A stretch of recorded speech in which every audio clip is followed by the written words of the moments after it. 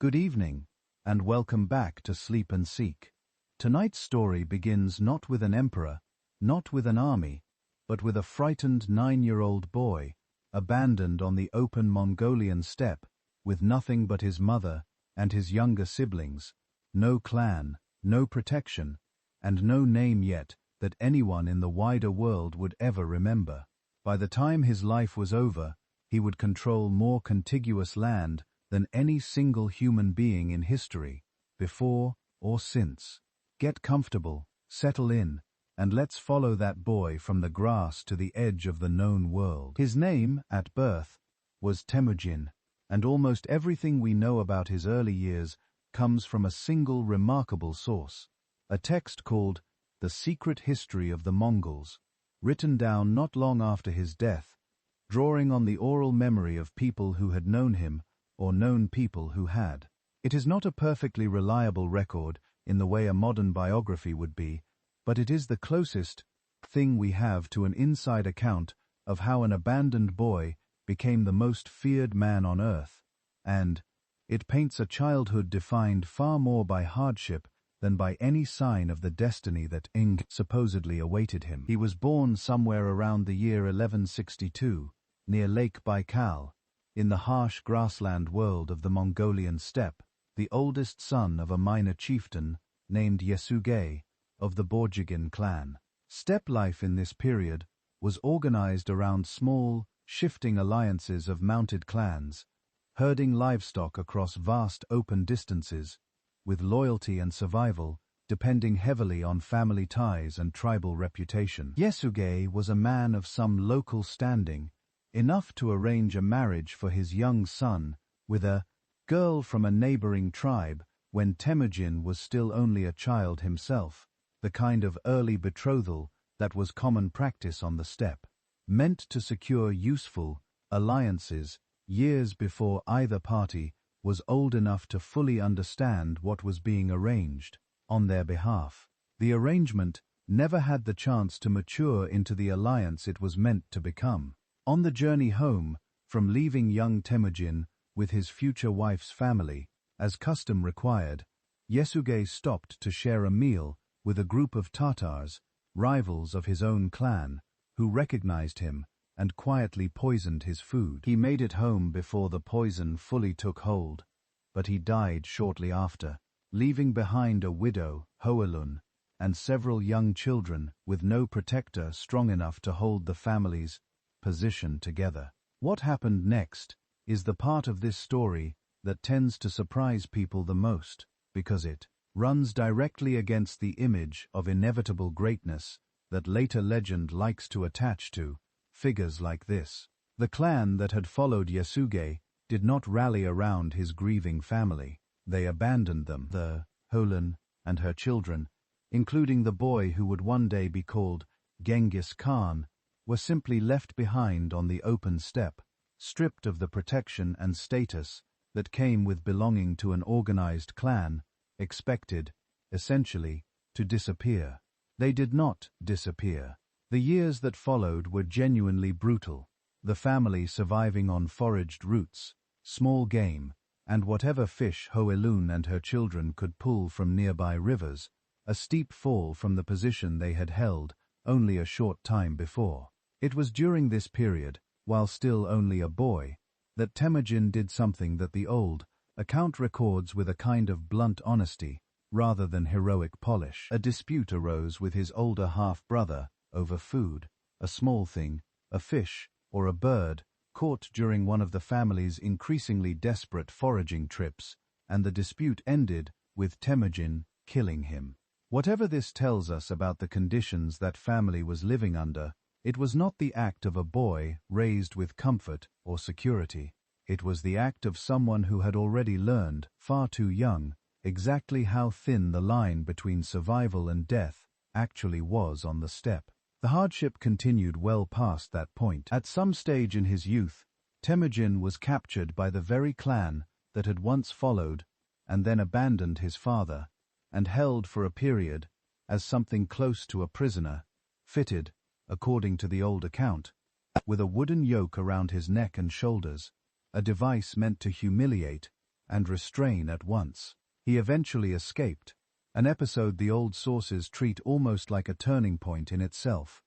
The moment a boy who had spent years simply trying to survive began to show the resourcefulness that would later define him entirely. Before we follow Temujin's rise any further, it is worth understanding the world that shaped him, because the texture of ordinary steppe life explains a great deal about the man he became. Mongol families, even before unification, lived as pastoral nomads, herding sheep, goats, horses, camels, and yaks across the open grassland, moving their entire households according to the rhythm of the seasons, rather than settling permanently in any one place. Their homes were round, felt-covered tents called gurs, what most of the world now calls yurts, built around a collapsible wooden lattice frame that could be assembled or taken down by an inexperienced family in a remarkably short span of time, light enough to be loaded onto carts, or grats, pack animals, when the group needed to move on to fresh grazing ground. The shape itself was no accident. A circular structure stood up far better against the relentless steppe wind than any rectangular building ever could, and the design had been refined across countless generations of trial and necessity, long before Temujin's own birth. Clothing followed the same practical logic. Both men and women wore heavy felt and fur garments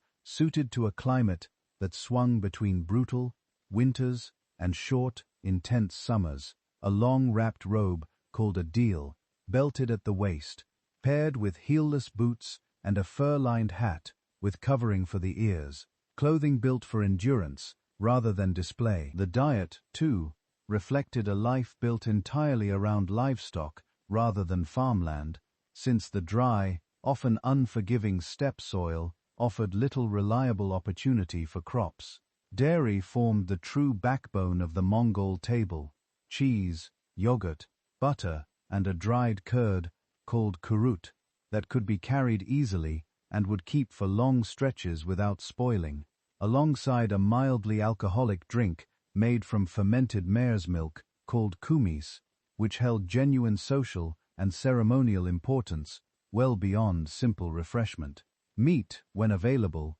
was valued and shared carefully within the group, but the steady, dependable calories of daily life came overwhelmingly from what the herds themselves produced. Within this world, the roles that would have shaped young Temujin as earliest years were divided clearly, but not simply along lines of comfort versus hardship. Women managed an enormous share of the practical labor that kept a moving household functioning at all, loading and unloading the heavy carts during seasonal migrations, managing the herds, processing milk into the dairy staples the whole family depended on, and raising children amid a near-constant rhythm of packing, traveling, and resettling. This was the world Hoelun had to navigate completely alone after her husband's death and her clan's abandonment, stripped of the normal extended family support that would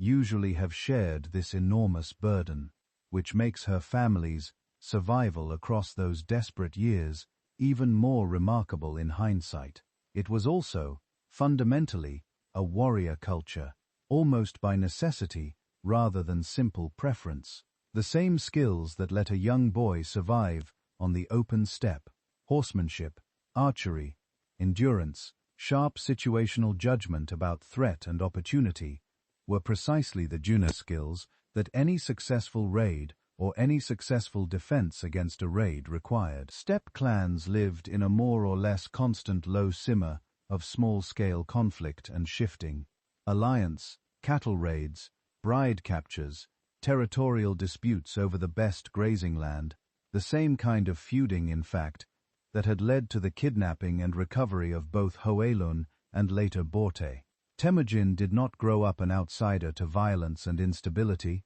He grew up entirely inside it, which makes his eventual decision to forge a fundamentally different kind of social order out of that same chaotic system all the more striking, a system built around earned loyalty rather than endless cycles of clan vengeance and counter-raid. He married Borte, the very girl he had been betrothed to as a child, honoring an arrangement most people in his desperate circumstances might have quietly abandoned. Shortly after the marriage, Borte was kidnapped by a rival group called the Merkit, in part as old retaliation for a separate kidnapping involving Temujin's own mother years earlier, the steppes feuds apparently running in long, tangled circles across generations. Temujin did not accept the loss. He called on allies, most significantly, a powerful chieftain named Togrul, who had once been a friend of his late father, and a childhood companion named Jamuka, and, together, they raised a force large enough to track down the Merkit and recover Borte by force. It was a successful, decisive campaign, and it marked the first time the wider steppe world took real notice of the once-abandoned boy who could apparently call in serious military favors and win. From here, the story shifts from survival into something closer to genuine ambition, though ambition forged very specifically by everything that had come before it. Temujin began building a following of his own, not through inherited clan status, since he had effectively lost that years earlier, but through something the old steppe system had never fully rewarded before: demonstrated loyalty and personal merit. This distinction matters enormously to understanding what came next. The traditional Mongol system organized fighting men by family and clan lineage, and fractured, that tended to reward birth over ability, and that fractured easily into the kind of internal feuding that had nearly destroyed Temujin's own family. As his following grew, he began reorganizing his fighters in a genuinely new way, into units of 10, then 10 of those units forming 100, then 10 hundreds forming 1,000, with leadership positions awarded based on proven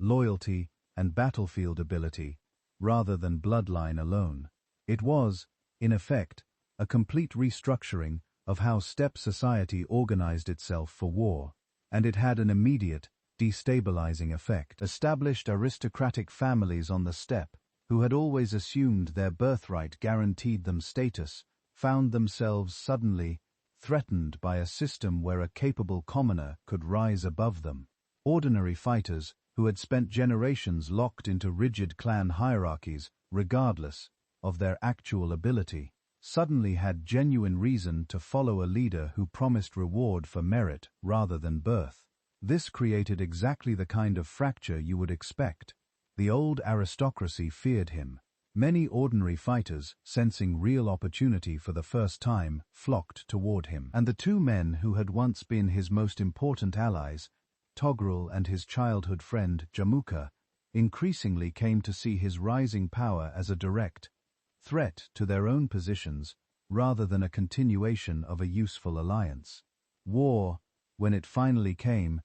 from people who had once stood beside him. Togrul, the old ally of his father, attempted at one point to trap and eliminate Temujin entirely, forcing him to flee with a small group of his most loyal followers to a remote gathering point, an episode later remembered as the Baljuna Covenant, where those who remained at his side in that desperate, uncertain moment swore personal loyalty to him, regardless of what came next. It is worth sitting with that scene for a moment, a handful of exhausted, hunted followers, gathered around a leader with no guaranteed future, choosing to stay anyway. Whatever Temujin actually was as a person, he was clearly capable of inspiring that kind of loyalty, even at his lowest, most vulnerable moments, not simply commanding it from a position of comfortable strength. He did not stay weak for long. Through a combination of careful diplomacy, ruthless military pressure, and his now proven system of merit-based loyalty, Temujin systematically defeated, absorbed, or destroyed every rival power on the Mongolian steppe across a series of campaigns running through the early years of the 1200s. Togrul was defeated. Jamuka, the childhood friend turned rival, was eventually defeated as well, and the old accounts treat their final encounter with a strange, heavy tenderness, Two men who had once been close as brothers, now standing on opposite sides of history, one about to be executed at the other's command. By the year 1206, every major rival clan on the steppe had either submitted or been destroyed, and a great assembly of Mongol chieftains gathered at the Onon River to formally proclaim Temujin new status. He was given the title Genghis Khan, generally understood to mean something close to universal ruler, and with that proclamation, the fractured, endlessly feuding clans of the Mongolian steppe ceased, for the first time in their recorded history, to exist as separate, warring peoples. They were, suddenly and irreversibly, one nation. It is worth pausing here, before following the armies outward, to understand exactly what made this fighting force so different from anything the settled civilizations beyond the steppe had ever encountered, because the conquests that followed were not simply a matter of numbers or aggression. They were the product of a genuinely sophisticated military system, refined and adapted over years of steppe warfare, and then scaled up to a level no one had previously imagined possible. At the heart of it was the horse, and the relationship between a Mongol warrior and his mount was unlike almost anything in the settled world. Children on the steppe learned to ride almost as soon as they learned to walk, and by adulthood, a Mongol soldier could shoot a composite bow accurately while riding at a full gallop, a skill that took most cultures a lifetime to even partially master. That bow itself was a remarkable piece of engineering for its time, built up in layers of horn, wood, and sinew, rather than carved from a single piece of timber, which gave it a draw weight and a immersive range that genuinely outclassed most of what opposing armies carried into battle, capable of sending an arrow well over 300 yards, far beyond the reach of contemporary European longbows. Mongol armies fought in coordinated, disciplined formations, typically advancing across a wide front several lines deep, with the forward lines made up of horse archers and the rear lines made up of lancers, ready to exploit any opening the archers created. Rather than charging directly into a fortified or numerically superior position, Mongol cavalry preferred to circle and harass from beyond the enemy's effective weapons range, loosing wave after wave of arrows,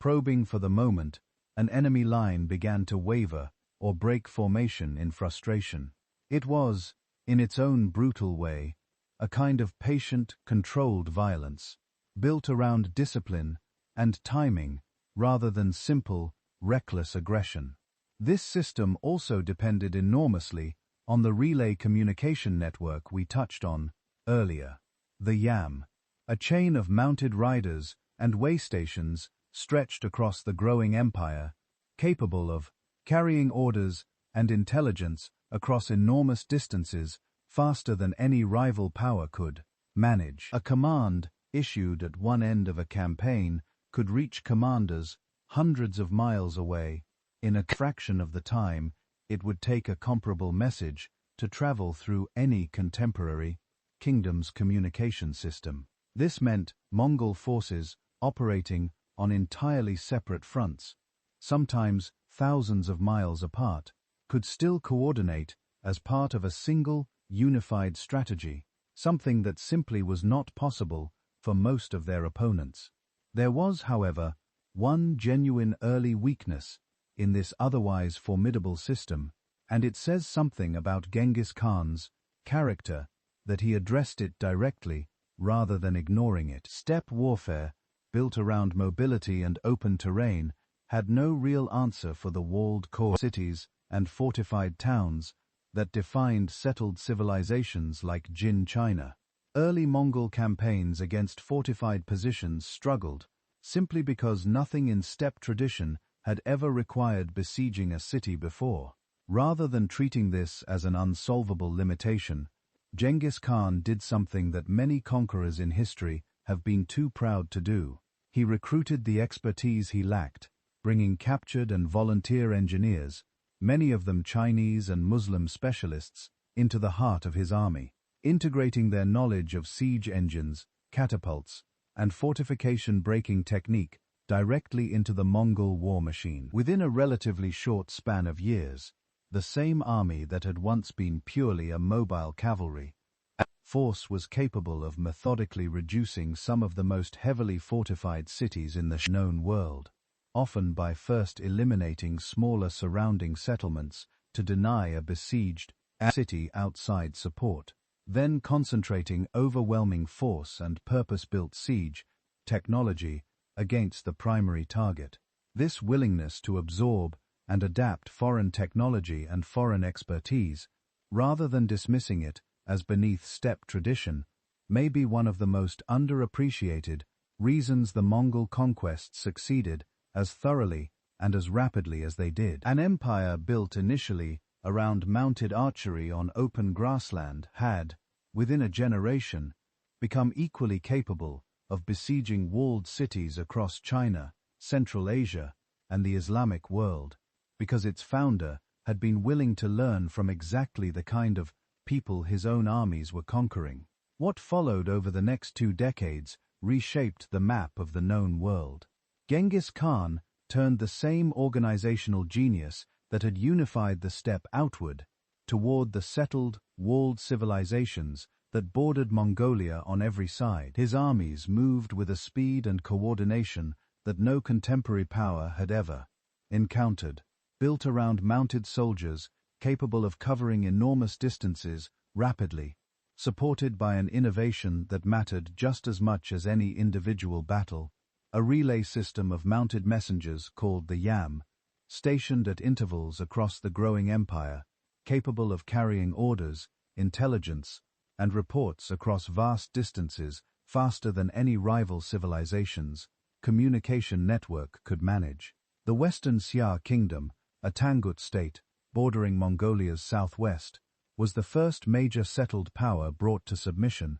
conquered in stages between 1209 and the very final year of Genghis Khan's life. It is worth pausing on the campaign that came next, against the Jin dynasty ruling northern China, because the sheer mismatch in scale involved tells you something important about exactly what kind of fighting force Genghis Khan had actually built. The Jin commanded an empire of staggering size by any contemporary standard, a population numbering somewhere around 50 million people, an army that on paper included perhaps 500,000 infantry and another 150,000 cavalry, vastly outnumbering the force Genghis Khan brought against them, which by most estimates numbered somewhere between 65 and 100,000 mounted warriors. By any conventional measure of military arithmetic, the campaign should never have succeeded. It succeeded anyway, and the reasons why reveal exactly the kind of tactical thinking that had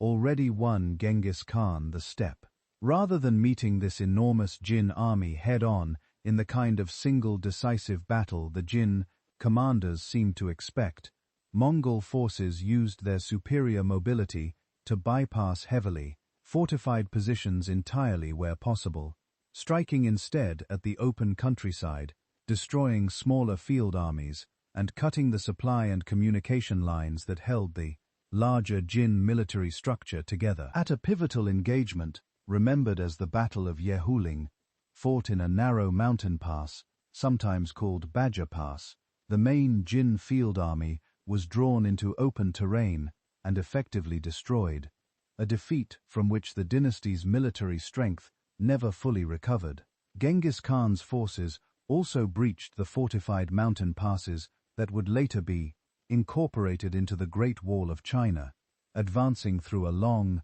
narrow gorge with the assistance of a Jin general who defected to the Mongol side, one of many examples throughout this entire campaign of Genghis Khan successfully exploiting internal Jin divisions and disloyalty rather than relying purely on battlefield force. The Jin capital itself, Zhongdu, near the site of modern Beijing, presented a genuinely different kind of challenge, a massive, heavily fortified city protected by walls reportedly some 40 feet high, defended by outlying forts specifically designed to strike at any besieging army from multiple directions at once. The Mongols, lacking at this early stage the specialized siege expertise that would later allow them to crack fortified cities across Central Asia, found themselves unable to take the capital by direct assault. Genghis Khan's response displayed the same patient, indirect strategic thinking that defined so much of his career. Rather than exhausting his army in a costly siege,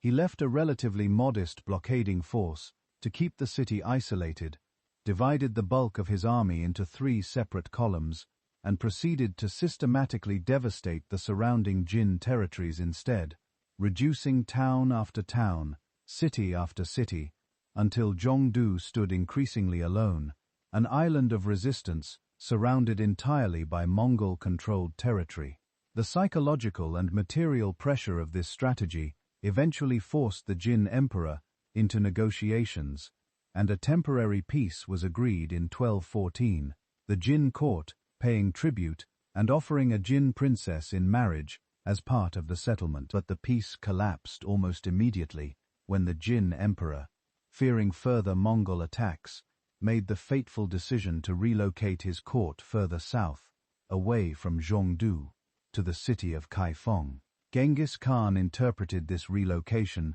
as exactly what it likely was, an attempt to regroup and prepare for renewed resistance, and considered the original peace agreement broken. The Mongols returned to Zhongdu, this time committing fully to the siege, bombarding the city's walls with catapults and gradually starving the defenders into collapse. The city fell in 1215,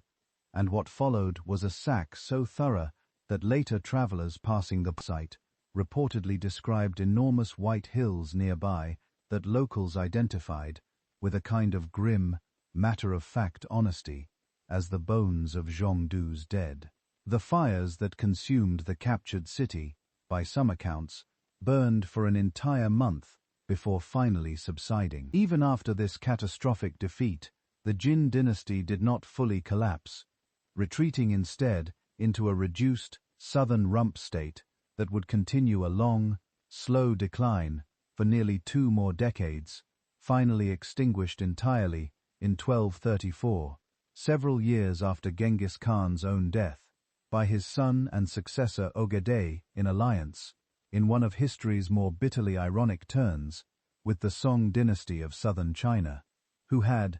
hoped conquering Jin alongside the Mongols might finally let them reclaim territory lost generations earlier, only to find themselves facing the full might of the Mongol Empire alone,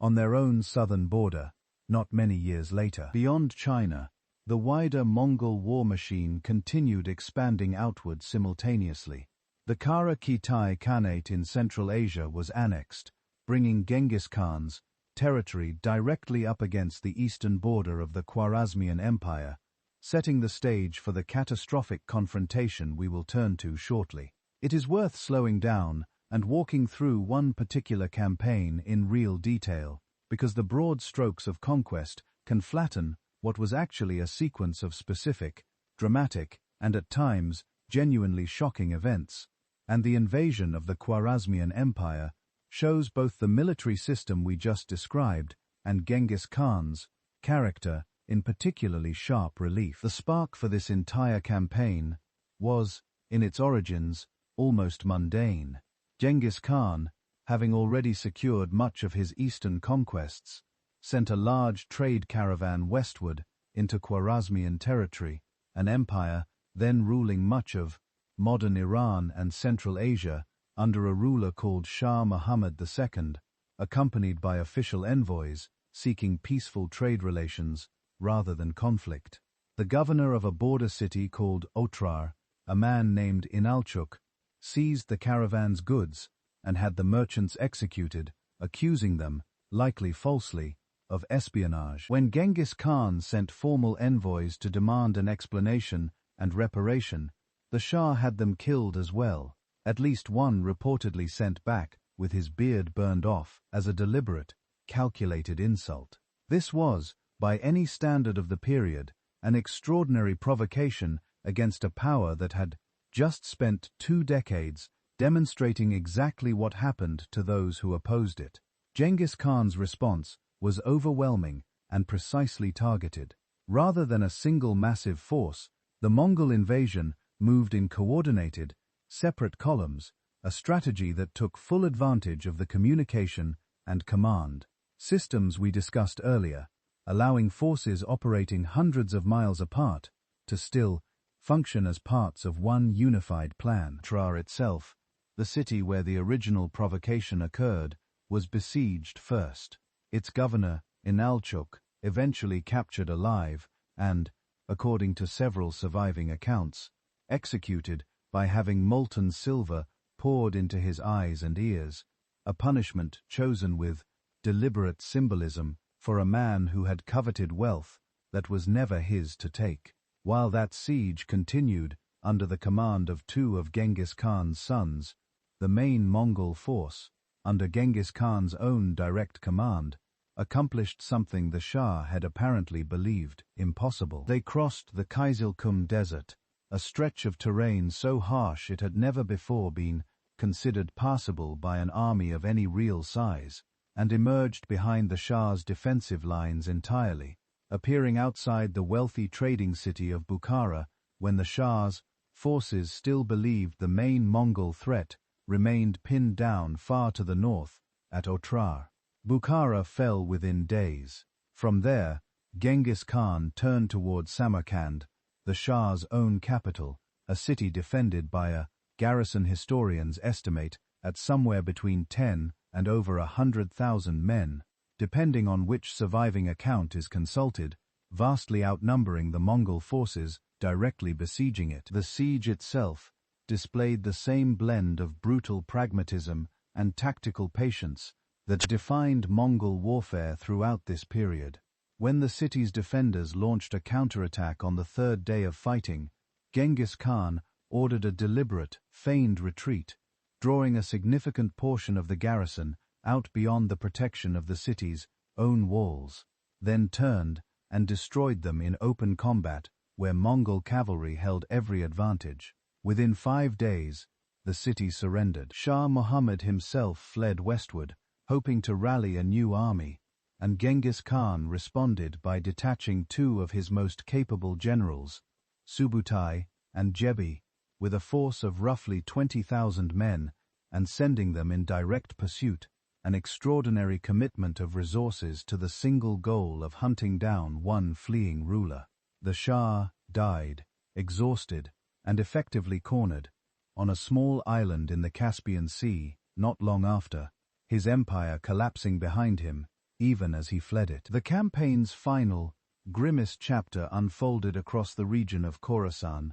where Genghis Khan's youngest son Tolui led a separate force through cities that numbered, among the largest and wealthiest in the entire world at that time, Merv, Nishapur, and Herat among them. The destruction here was catastrophic by any measure, and even accounting for the way medieval chroniclers tended to inflate casualty figures dramatically, the consistent message across multiple independent accounts is that this was a campaign of deliberate, overwhelming devastation, intended less as conquest in the ordinary sense and more as a demonstration so severe that no future ruler anywhere within reach of Mongol power would ever again consider it safe to execute a Mongol envoy. By the time the campaign concluded in 1221, a region that had supported a population some historians estimate at around 2 million people had been reduced to a small fraction of that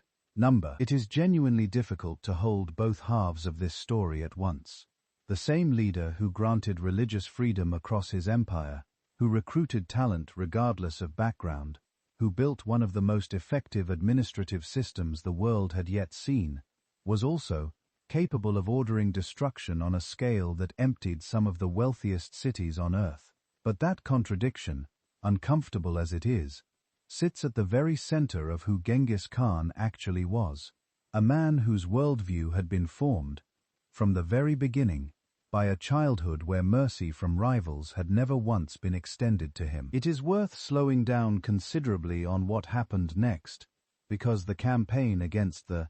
Khwarezmian Empire reveals something important about both Genghis Khan's diplomacy, and the genuine scale of devastation his armies were capable of when provoked. By the time the Mongols turned their attention westward,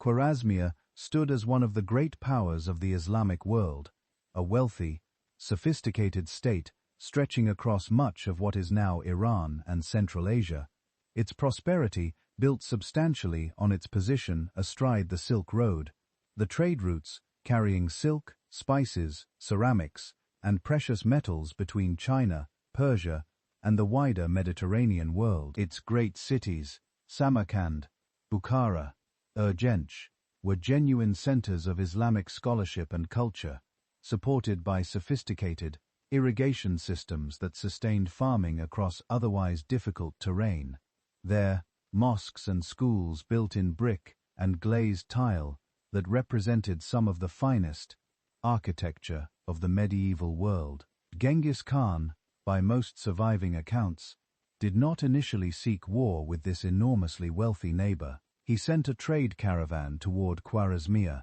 an overture meant to open peaceful commercial relations between the two powers, an entirely reasonable diplomatic gesture given how much both empires stood to gain from controlled, secure trade along routes the Mongols now largely controlled to the east. The governor of a border city named Otrar, acting on suspicion or simple greed, had the entire caravan seized and its merchants executed as spies. When Genghis Khan responded by sending official envoys to demand an explanation and accountability rather than immediate war, the Khwarezmian Shah, Muhammad II,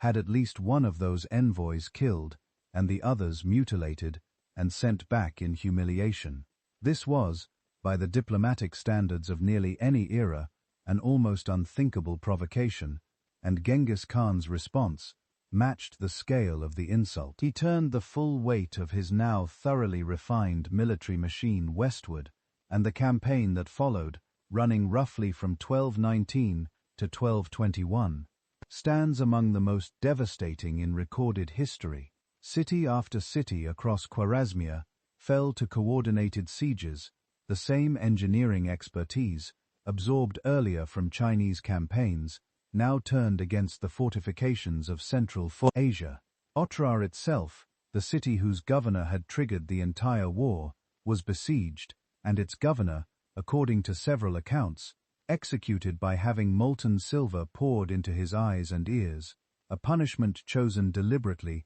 to fit the original crime of greed. Bukhara and Samarkand, among the wealthiest and most populous cities in the Islamic world, fell in turn, their populations suffering catastrophic losses, with skilled craftsmen and engineers often spared and deported eastward to serve the growing Mongol Empire's own needs, while resistance elsewhere was met with annihilating force, meant quite deliberately to ensure that no other city along the route would consider resisting rather than surrendering. The human cost of this campaign was staggering even by the standards of medieval warfare. Entire regions of Transoxiana and Khorasan losing population they would not fully recover for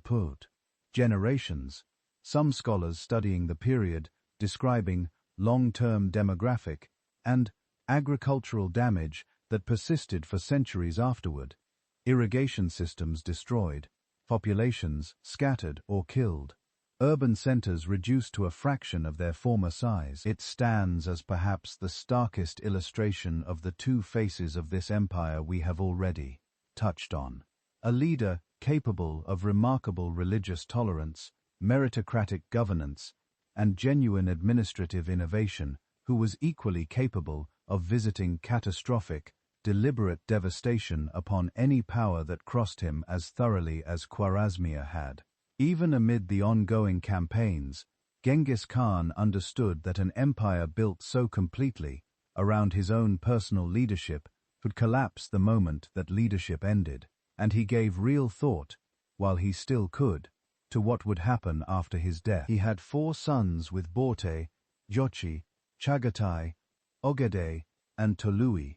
each playing a significant role in the empire's continued expansion, and the question of succession was complicated by lingering uncertainty over Jochi. Parentage, since he had been born shortly after Borte's rescue from her Merkit captors, a shadow that followed the eldest son throughout his life, despite Genghis Khan's own insistence on treating him as a full and legitimate heir, rather than risk the kind of fracturing rivalry that had defined steppe politics for generations. Genghis Khan eventually settled succession on Ogedei, the third son, chosen specifically for his perceived ability to hold the empire together through consensus and judgment rather than raw, martial ambition alone, a decision the assembled Mongol nobility formally ratified after his death, allowing the empire to pass to a single successor rather than fracturing immediately into competing factions, the way so many conquest empires before and after it would. Before turning to the family tensions simmering beneath all of this conquest,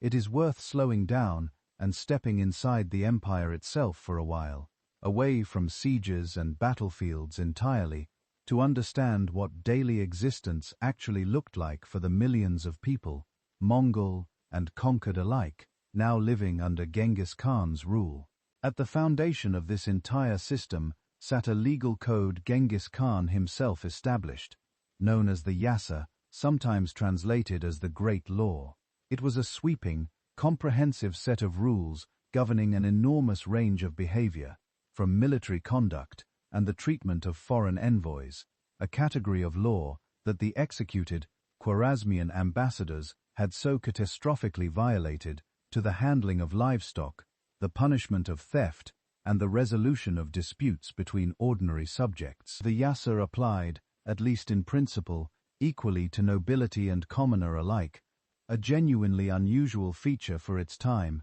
and violations were punished with real severity, since Genghis Khan understood, from everything his own chaotic and dangerous childhood had taught him, exactly how quickly order could collapse into the kind of feuding violence that had once left his own family, abandoned and starving, on the open steppe. Religious tolerance was written directly into this legal framework, and it shaped daily life, across the empire, in a way that genuinely set Mongol rule apart from most of its contemporaries. Subjects across the empire's vast territory continued practicing Buddhism, Islam, Christianity, and traditional shamanistic beliefs, without facing forced conversion, a policy that historians studying the empire consistently point to as one of the more remarkable aspects of how it actually functioned day to day, particularly given how violently religious uniformity was often enforced elsewhere in the medieval world. For ordinary Mongols themselves, life remained deeply rooted in the same nomadic herding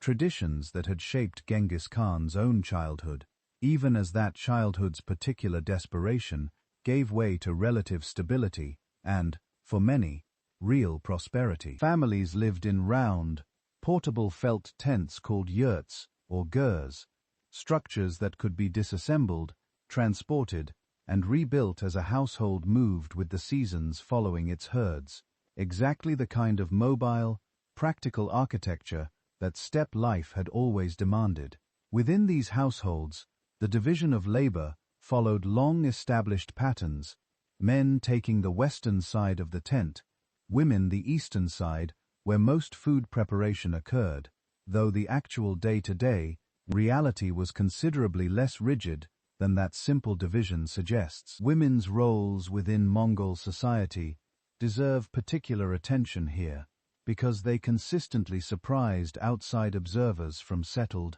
more restrictive civilizations who encountered Mongol culture for the first time. Mongol women managed entire households independently for long stretches, while husbands were away on campaign, sometimes for years at a time, overseeing livestock, property, and family affairs with real, recognized authority, rather than simply waiting passively for a husband's return. They owned property in their own right, participated directly in political affairs at the highest levels, and during the actual physical work of moving an entire household, women were specifically responsible for the demanding labor of dismantling and packing the yurt itself, along with managing the wagons that carried a family's possessions during seasonal migration. This was not peripheral, decorative status. It was genuine, substantive responsibility,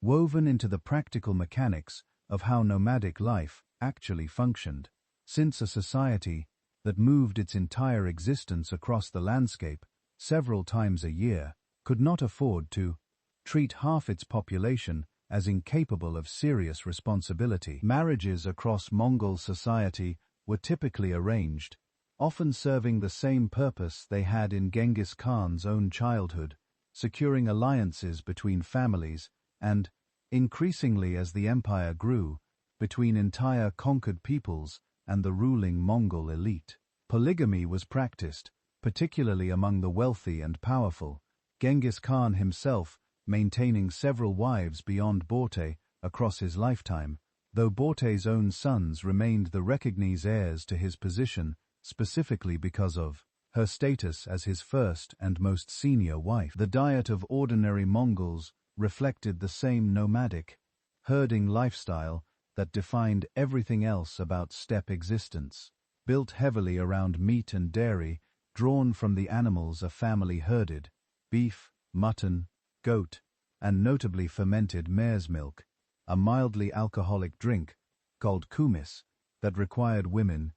to spend hours at a time churning milk by hand, a staple beverage across Mongol society at every level, from ordinary herding families up through Genghis Khan's own court. Beyond the empire's nomadic Mongol core, life for the millions of conquered subjects living under this new order varied enormously, depending on circumstance. The period later remembered as the Pax Mongolica, the Mongol Peace, brought genuine, tangible benefit to merchants and travelers who for the first time in generations could move goods across the vast stretch of territory from Europe to China under the protection of a single, unified political and military authority, with standardized weights and measures easing trade and a network of relay stations, the same YAM system that had once carried military orders, increasingly serving merchants and diplomats as well. Yet this peace and stability coexisted, often uncomfortably, with continued military conscription, forced labor obligations, and the sudden, sometimes harsh demands of local Mongol governors, particularly in regions that had only recently been conquered or had previously attempted rebellion. Life under Mongol rule was not uniformly peaceful for everyone, simply because the worst of the Afik conquest itself had passed. It depended enormously on where a person lived, how recently that region had submitted, and how that submission had actually occurred. There is a quieter, more private drama running underneath all of this military history, one that played out not on any battlefield, but within Genghis Khan's own family, and it deserves real attention here, because it shaped what would eventually happen to the empire he spent his entire life building. Genghis Khan had 4 sons with his first and most senior wife, Borte, the same girl he had married as a boy and rescued from Merkit captors decades earlier, and the Temujin. Question of which of these 4 sons would eventually inherit his position was never a simple or comfortable one. Yochi, the eldest, carried a shadow over his entire life that he had never asked for and could never fully escape. He had been born shortly after Borte's rescue from her Merkit captors, close enough to that captivity that doubts about his true paternity followed him for his whole life, doubts that his own brothers, most viciously Chagatai, were willing to voice to his face. Chagatai, the second son, was known across the empire for his strict, exacting devotion to Mongol law and custom, a serious, harsh-tempered man who never accepted his older brother as a legitimate rival for their father's position, at one point openly calling him a name that translates roughly to a Merkit's bastard, in a confrontation serious enough that Genghis Khan himself reportedly had to intervene directly. This was not a small family disagreement, it was a genuine fracture, serious enough that Genghis Khan recognizing he could never resolve the suspicion between his two eldest sons, made a deliberate decision to bypass both of them for the position of supreme authority over the empire as a whole. Instead, he settled on his third son, Ogedei, a man remembered across multiple surviving accounts as even-tempered, politically capable, and crucially, acceptable to all three of his brothers in a way that neither Jochi nor Chagatai could ever quite manage to be. The youngest son, Tolui, by most accounts his father's personal favorite and the one who had inherited the family's original homeland in central Mongolia, was considered too young and inexperienced at this stage to be seriously considered for the very top position, though his own descendants would eventually come to dominate the empire's later history regardless. Genghis Khan formalized this arrangement years before his actual death, assigning each of his four sons specific spheres of responsibility: Jochi, overseeing matters of hunting and the empire's outer frontier; Chagatai, overseeing the strict application of Mongol law; Ogedei, managing the broader affairs of state in preparation for his eventual succession; and Tolui, commanding military forces close to home. It was, in its own way, another example of the same instinct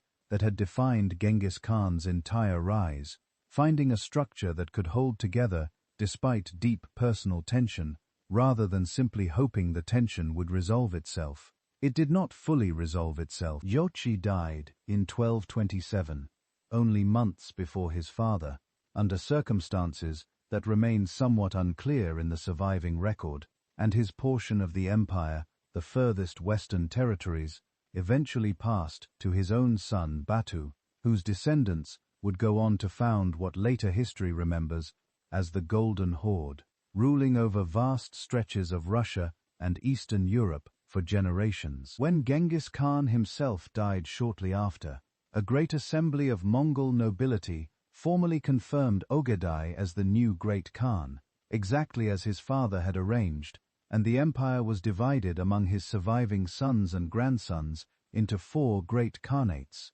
each enormous in its own right, together representing a single contiguous empire larger than any that had existed before or has existed since. It would be incomplete, though, to describe this period purely as one of destruction, because the empire Genghis Khan built also did something genuinely unusual for its time, something that gets lost easily beneath the more dramatic stories of conquest and of family rivalry alike. He granted religious freedom across his territories at a time when forced conversion was the norm for most expanding empires. He abolished torture as an institutionalized practice in many of the territories under his direct administration. He actively recruited talented administrators, engineers, and scholars, regardless of their or which side of a conflict they had originally come from, valuing demonstrated competence in exactly the same way he had once valued it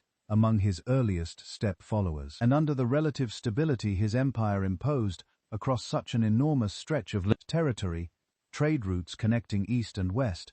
the network later remembered as the Silk Road, flourished in ways they rarely had before, goods, ideas, and people moving across distances that had previously been far too dangerous and fragmented to traverse safely. Among Genghis Khan's most lasting innovations, easy to overlook beside the drama of conquest, was a code of law known as the Yasa, a set of legal principles he established to apply uniformly across his rapidly expanding and culturally diverse empire, regardless of a person's tribal background, religion, or social standing. The Yasa addressed an enormous range of matters, from serious crimes like theft and murder, down to everyday concerns around hygiene, the treatment of animals, and basic civil conduct, representing a genuinely systematic attempt to govern an enormously diverse population under one consistent legal standard, rather than leaving justice to the inconsistent whims of local custom or conquering favoritism. For a leader whose own early life had been shaped so thoroughly by the chaos and arbitrary cruelty of clan feuding,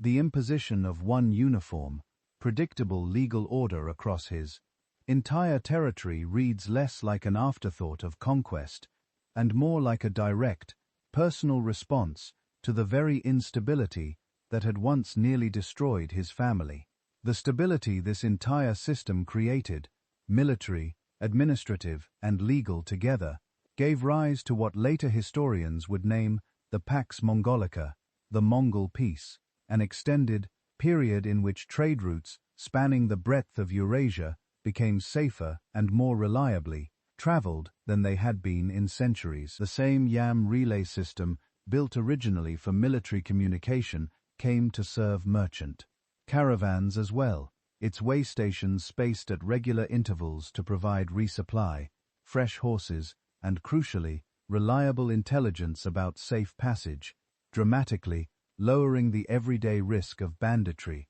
that had long made long-distance overland trade such a dangerous and unpredictable undertaking. Caravan cities across Central Asia, places like Samarkand, once nearly emptied by the very Mongol conquest that later helped revive them, filled again with merchants moving silk and porcelain westward, and horses, furs, and Persian glassware moving east, in volumes that earlier eras had rarely managed to sustain. It was this same secured, unified passage across the breadth of Asia that made possible one of history's most famous journeys, that of the Venetian merchant Marco Polo, who traveled overland deep into Mongol territory and eventually reached the court of Genghis Khan's grandson, Kublai Khan, decades after the great conqueror's own death. Polo's account of his travels, later compiled into a chronicle that captivated audiences across Europe for generations, would never have been possible without the relative security the Pax Mongolica provided across a route that had previously been fragmented among dozens of smaller, mutually suspicious powers. And Polo was far from alone. Knowledge, as much as goods, moved freely across this newly connected world. Chinese innovations in gunpowder and printing technology traveled gradually westward through Mongol territory, eventually reaching Europe and reshaping the course of warfare and communication there. Islamic mathematical and administrative knowledge moved the opposite direction into China. Religious travelers moved freely as well. Nestorian Christian monks, Buddhist teachers,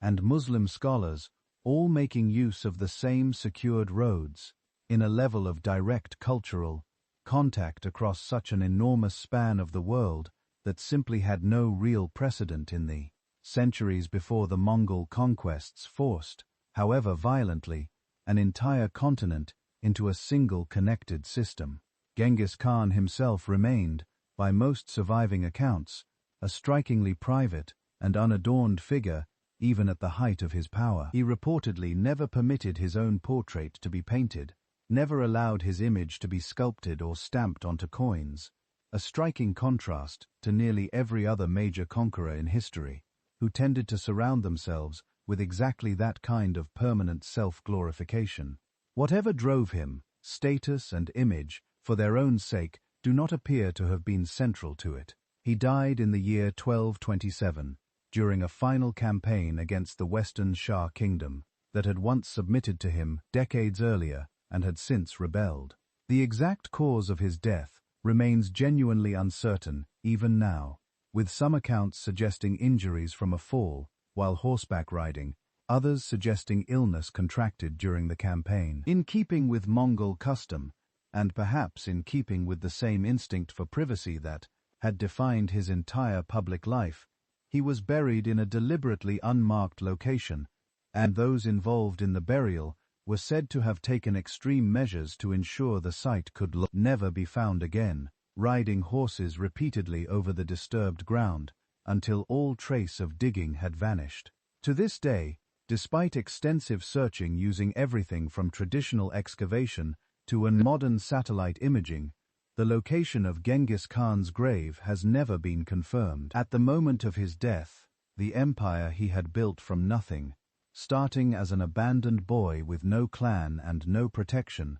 stretched from the Sea of Japan to the Caspian Sea, and under his sons and grandsons, it would grow even further still, eventually becoming the largest contiguous land empire the world has ever known, an empire so vast that for a brief period in human history it was genuinely possible to travel from one edge of Asia to the other under the protection of a single political authority. Genghis Khan's final years were not spent in peaceful retirement at the heart of an empire he had already secured. In 1226, with the Khwarezmian campaign behind him, and much of the known world already either conquered or paying tribute, he turned his attention back to the Western Xia kingdom, the very first major settled power he had brought to submission decades earlier, now in open revolt and refusing to provide troops for his Western campaigns. It was, in its own way, a fitting final chapter,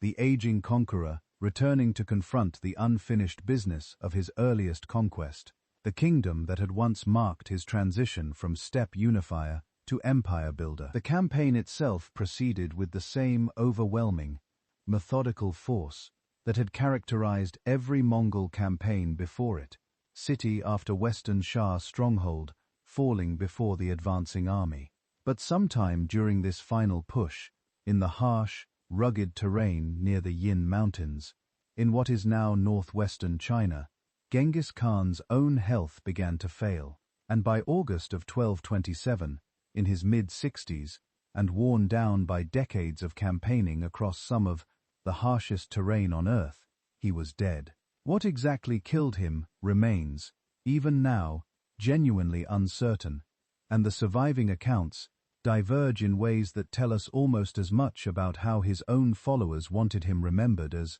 they do about the actual cause. The most clinically grounded account, recorded in the official history of Yuan, compiled generations later, describes a sudden fever that struck him in mid-August, leaving him gravely unwell for roughly 8 days before it finally killed him, a description that has led some modern researchers, examining the case with the tools of historical epidemiology, to suspect a fast-moving infectious illness, possibly even an early instance of the same plague that would later devastate medieval Europe. Other accounts, including The Secret History of the Mongols itself, describe a fall from his horse during a hunting expedition, an injury that, compounded by his advanced age and the physical toll of decades of warfare, may have led to fatal internal complications. Still other, later, more sensational accounts claim he died from an old,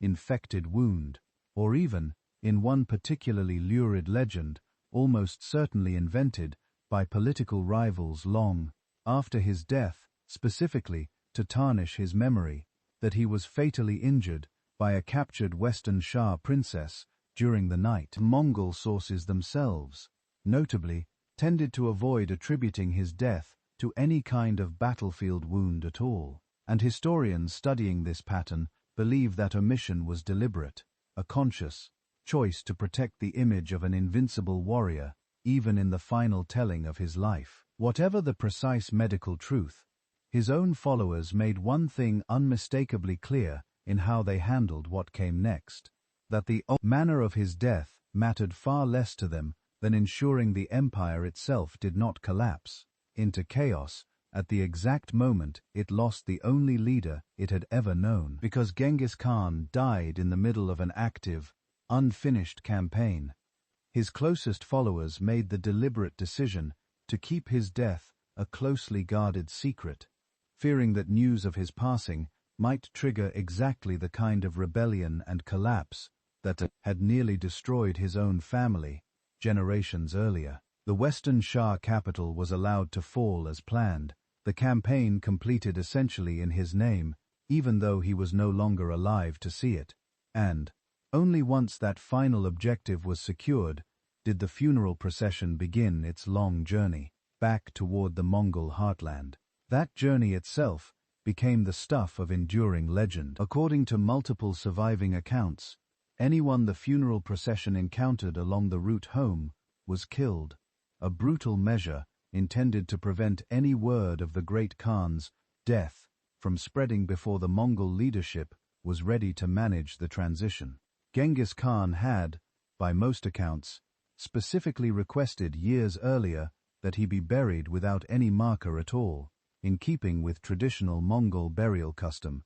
and his followers honored that request with an almost obsessive thoroughness. Once his body was finally interred, likely somewhere near his birthplace, close to the Onon River, and a sacred mountain called Burkhan Khaldan, a place that had mattered to him since his earliest, most desperate years, the burial party reportedly had horses trample repeatedly over the disturbed ground until every trace of digging had vanished entirely, and some accounts even describe efforts to divert the course of a nearby river specifically to help conceal the site for good. It worked. Nearly 800 years later, despite extensive searching using everything from traditional ground exploration to modern satellite imaging and remote sensing technology, the location of Genghis Khan's grave has never been confirmed. The man who had spent his entire adult life building the most extensively documented military and administrative system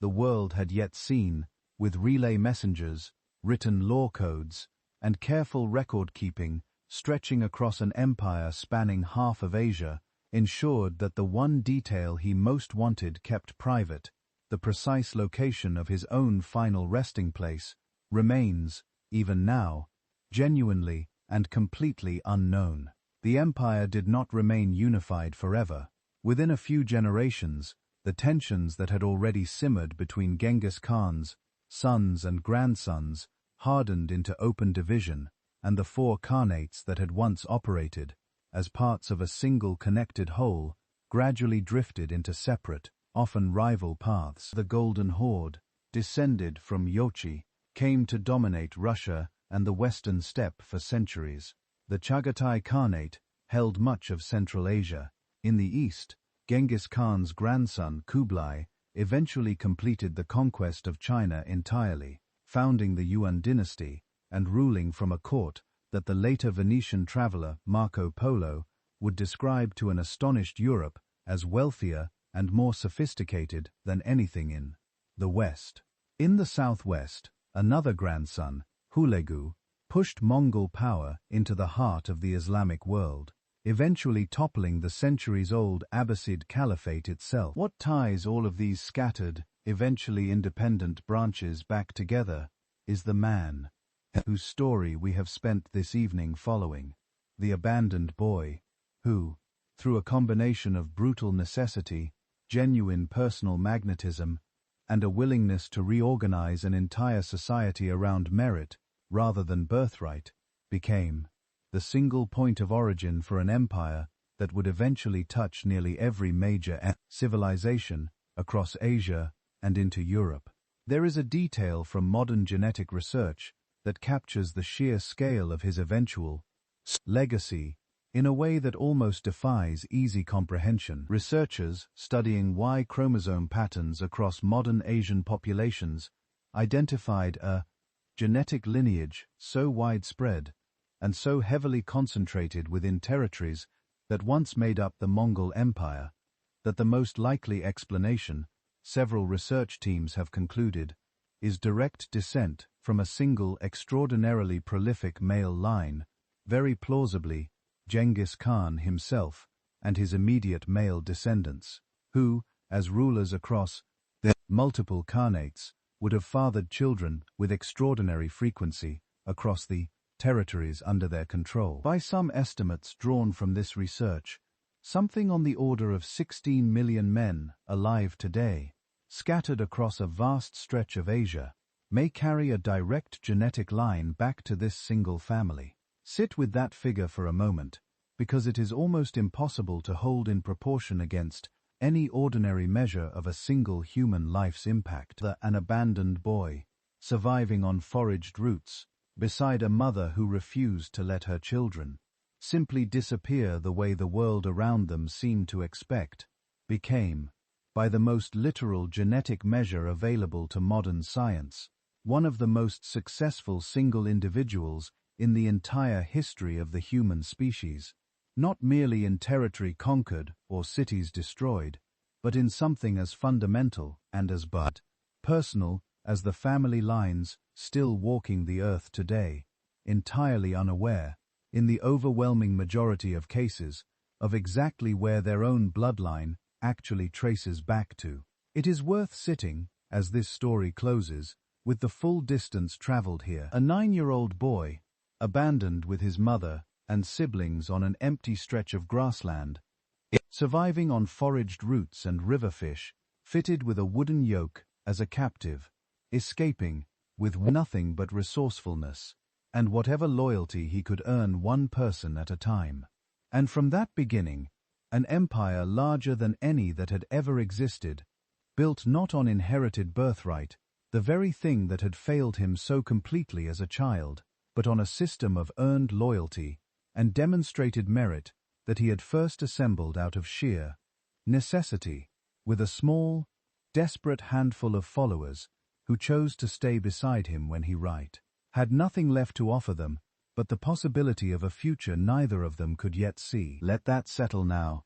as the grass of the steppe settles in the wind, the way it has for nearly 1,000 years over an unmarked grave that the world has still never managed to find. Rest well. This has been Sleep and Seek. Thank you for spending this quiet stretch of time with us. Good night.